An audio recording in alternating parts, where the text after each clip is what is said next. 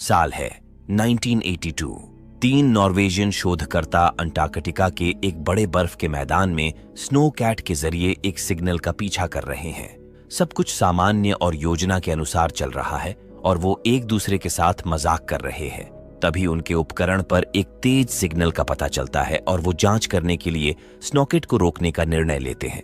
लेकिन रुकने के कुछ ही समय बाद जिस बर्फ पर वो खड़े थे वो वैज्ञानिकों के समूह के साथ ढहने लगती है और स्नो कैट एक दरार में गिर जाती है। जब उन्होंने स्नो कैट की हेडलाइट्स चालू करके दरार में देखा तो उन्हें एक विशाल अंतरिक्ष यान दिखाई देता है। इस घटना के तुरंत बाद नॉर्वेजियन वैज्ञानिक डॉक्टर हेल्वर्सन केट लॉयड से मिलता है, जो एक अमेरिकी जीवाश्म विज्ञानी है। वो केट को बताता है कि उन्होंने एक संरचना और एक जीव की खोज की है और वो अजीब संरचना की जांच करने के लिए एक कुशल जीवाश्म विज्ञानी की तलाश कर रहे हैं। केट उनकी टीम में शामिल हो जाती है क्योंकि वो भी क्षेत्र में पाई जाने वाली अजीब संरचना के बारे में उत्सुक है। केट और एडम अंटार्कटिका में नॉर्वेजियन चौकी के लिए अमेरिकी कार्टर और डेरेक द्वारा संचालित हेलीकॉप्टर लेते हैं। पायलटों में से एक उन्हें सावधान रहने की चेतावनी देता है क्योंकि तूफान आ रहा है। वो शिविर में जाते हैं और लार्स और अन्य नॉर्वेजियन से मिलते हैं। ज्यादा समय न गवाते हुए वो तुरंत वाहन में बैठते हैं और उस क्षेत्र की ओर प्रस्थान करते हैं जहां वो जांच करने की योजना बना रहे थे। वो साइट पर पहुंचते हैं और एडवर्ड वल्नर के नेतृत्व में भूवैज्ञानिकों के एक समूह से मिलते हैं। एडवर्ड उन्हें बर्फ की गुफा के अंदर ले जाता है और उन्हें उच्च तकनीक वाली उन्नत सभ्यता दिखाता है जो अजीब तरह से अंदर पाई गई थी। उनका मानना है कि ये अंतरिक्षयान पिछले 1 लाख सालों से इस बर्फ के नीचे दफन है। जहाज से कुछ दूरी पर उन्हें बर्फ में दबा एक अजीब दिखने वाला जीव मिलता है जो संभवतः एलियन जहाज का पायलट हो सकता है। समूह शिविर में वापस आता है और जीव को बाहर निकालने पर चर्चा करता है। अगले दिन जीव को बाहर निकाला जाता है और शिविर में एक लकड़ी के कमरे में रखा जाता है। सैंडर टीम को बताता है कि वो पहले एक टिश्यू सैंपल लेना चाहता है, लेकिन केट इस पर आपत्ति जताती है क्योंकि उन्हें स्टरलाइज करने और अन्य सुरक्षा सावधानियां बरतने की जरूरत है। हालांकि इसके तुरंत बाद उसे चेतावनी दी जाती है कि वो उसे दोबारा दूसरों के सामने रोकने की कोशिश न करे। वो बर्फ में एक छेद करते हैं और जीव के जमे हुए मांस का एक नमूना लेते हैं। जांच के बाद हेल्वर्सन कहता है कि उन्होंने नमूने में पाए गए अधिक उच्च सेलुलर स्तर वाला प्राणी कभी नहीं देखा है। उसने दोहराया कि इस खोज के बाद दुनिया कभी भी पहले जैसी नहीं रहेगी और जिन लोगों ने एलियन प्राणी की खोज की है उन्हें पूरी दुनिया हमेशा याद रखेगी। रात को शिविर के मनोरंजन कक्ष में पूरी टीम खोज करने की खुशी में पार्टी कर रही है। डेरेक प्राणी की जांच करने के लिए उसके पास जाता है और देखता है कि जीव हिल रहा है। वो दल को इसके बारे में सूचित करने जा रहा था, तभी अचानक अदृश्य चीज बर्फ से बाहर निकलती है और छत से कूद जाती है। डेरेक मनोरंजन कक्ष में वापस भागता है और दूसरों को बताता है कि प्राणी जीवित है और भाग गया है। वो सभी कमरे में जाते हैं और उस बर्फ के टुकड़े को देखते हैं जिसमें जीव जमा हुआ था। सैंडर टीम को 3 भागों में विभाजित होने और उस जीव की खोज करने का निर्देश देता है। दल के सदस्यों को एक वाहन के अंदर और जमीन पर हर जगह खून बिखरा हुआ दिखाई देता है। ये देखकर उन्हें संदेह होता है कि ये विदेशी प्राणी मनुष्यों के प्रति हिंसक है और वो न केवल उनके लिए बल्कि पूरी दुनिया के लिए इसके संभावित खतरों के बारे में चिंतित होने लगते हैं। हेनरिक और ओलाव को केबिन के नीचे एलियन का पता चलता है। वो उसे देखने के लिए अपनी फ्लैशलाइट का उपयोग करते हुए धीरे धीरे इसके पास पहुंचते हैं।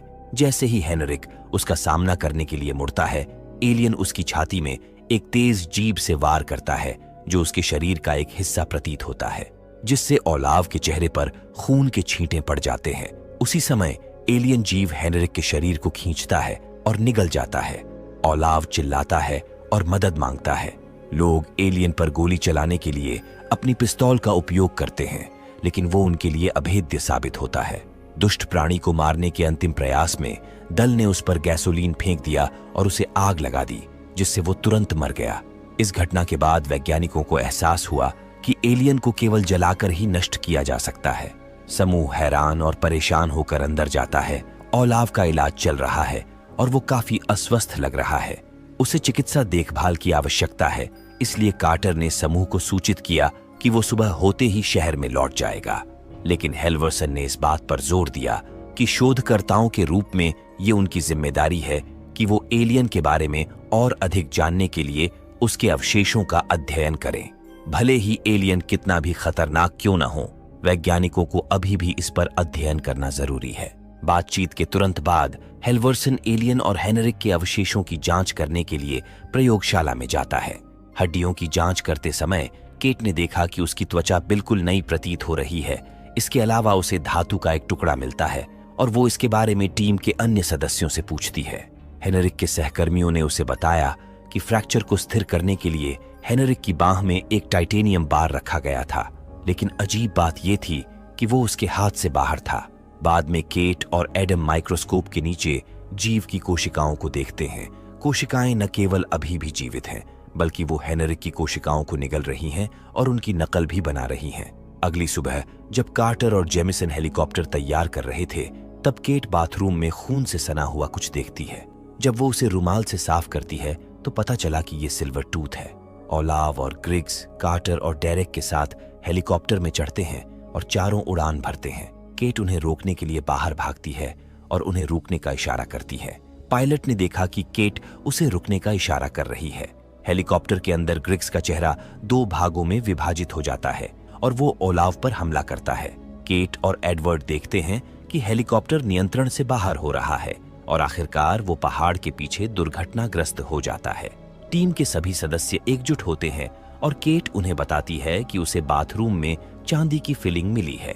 वो उन्हें नकल बनाने वाली कोशिकाओं के बारे में बताती है और बताती है कि एलियन जीव किसी भी जीव की पूरी तरह से नकल बनाने में सक्षम है। हालांकि वो अकार्बनिक पदार्थ की नकल नहीं बना सकता, इसलिए वो उन्हें अस्वीकार कर देता है, जैसे कि सिल्वर टूथ और हेनरिक की टाइटेनियम प्लेट। हालांकि कोई भी उस पर विश्वास नहीं करता और उन्होंने सहायता मांगने के लिए टीम के कुछ सदस्यों को पास के रूसी शिविर में भेजने का फैसला किया। जूलियट केट के साथ पीछे रहती है और उसे बताती है कि उसने टीम के एक अन्य सदस्य कॉलिन को बाथरूम से एक कपड़ा लाते हुए देखा था। केट उससे कहती है कि उन्हें टीम को जाने से रोकना होगा और जूलियट कहती है कि वो जानती है कि स्नो कैट्स की चाबियां कहाँ हैं। वो दोनों एक कमरे में जाते हैं और जैसे ही केट दराज में चाबियां ढूंढने लगती है, तभी उसे पीछे से एक अजीब सी आवाज सुनाई देती है। पता चला कि जूलियट एक एलियन है। वो उस पर हमला करने की कोशिश करती है, लेकिन केट कमरे से बाहर भागती है। केट ने दालान का दरवाजा बंद कर दिया और तभी एडम और लार्स आ गए। लार्स के पास एक फ्लेम थ्रोअर पैक है, जिसकी मदद से उसने जूलियट और दूसरे संक्रमित को आग से जला दिया। घटना के बाद पता चला कि केट का मूल सिद्धांत सटीक था। एलियन उनके बीच में है और उन्हें उससे लड़ने के लिए सतर्क रहना होगा। ये एक वायरस की तरह है जो बाकी सदस्यों के शरीर में से किसी एक में हो सकता है। टीम किसी भी कीमत पर उससे छुटकारा पाना चाहती है। वो तय करते हैं कि वो दल के प्रत्येक सदस्य के खून की जांच करेंगे, जिससे उन्हें पता चल सकता है कि किसका खून अजीब प्रतिक्रिया कर रहा है। तभी उन्हें दूर से 2 लोग आते हुए दिखाई देते हैं, जो कि डेरेक और कार्टर थे। हर कोई सोचता है कि वो एलियन जीव की नकल होने चाहिए, क्योंकि उनका मानना है कि हेलीकॉप्टर क्रैश में इंसान के बचने का कोई चांस नहीं है।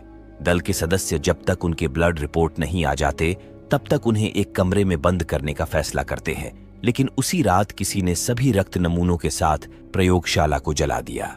टीम एक दूसरे पर आरोप लगाना शुरू कर देती है, लेकिन केट कहती है कि वो एक और तरीका जानती है जिससे परीक्षण पूरा किया जा सकता है।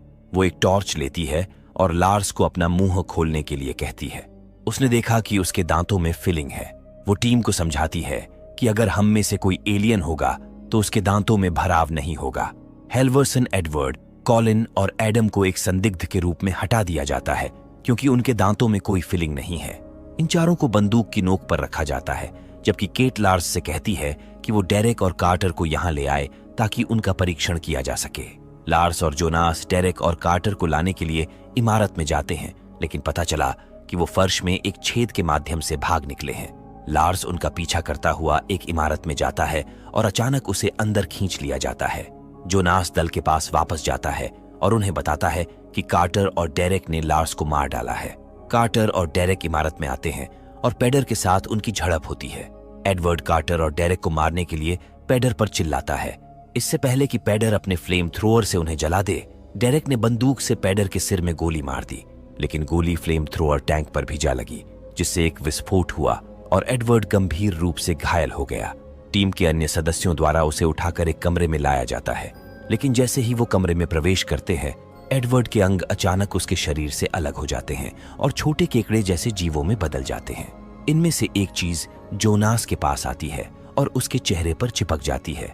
इसके बाद एडवर्ड के शरीर से एक अजीब और लंबी पूंछ निकलती है जो डेरेक को गंभीर रूप से घायल कर देती है। केट और कार्टर फ्लेम थ्रोवर को चालू करने की कोशिश करते हैं, लेकिन फ्यूल लाइन में फंसी हवा के कारण वो काम नहीं कर रहा था। एडवर्ड एडम के पास जाता है और उसके साथ घुलना मिलना शुरू कर देता है, जिससे उनके चेहरे जुड़ जाते हैं। केट फ्लेम थ्रोअर से जीव को जलाने की कोशिश करती है, लेकिन वो भाग जाता है। वो रिक्रिएशन रूम में लौटती है और जोनास को जीव द्वारा आत्मसात होते हुए देखती है।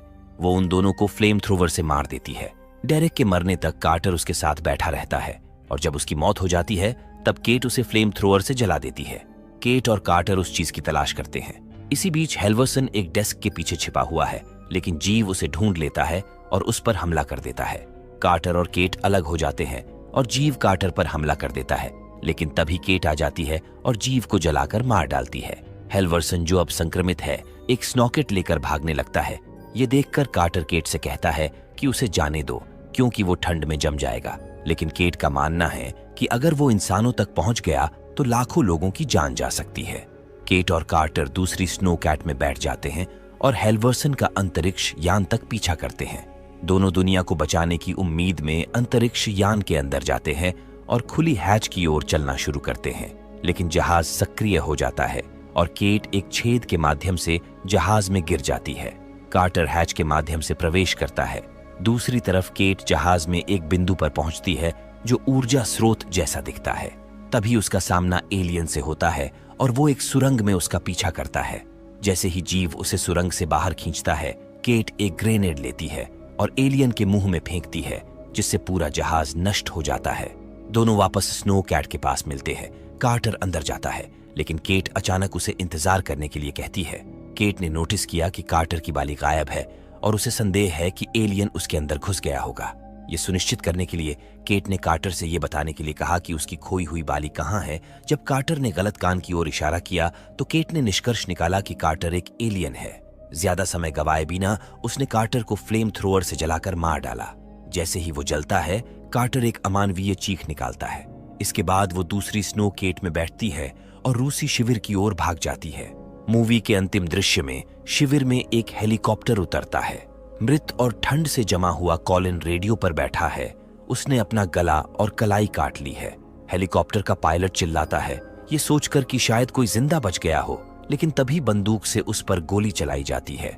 ये लार्स है जो अकेला बचा है और संक्रमित नहीं है। तभी अलास्का का मैलाम्यूट एक टूटी हुई खिड़की से बाहर छलांग लगाता है और लार्स कुत्ते को गोली मारने की कोशिश करता है। कुत्ता भाग जाता है।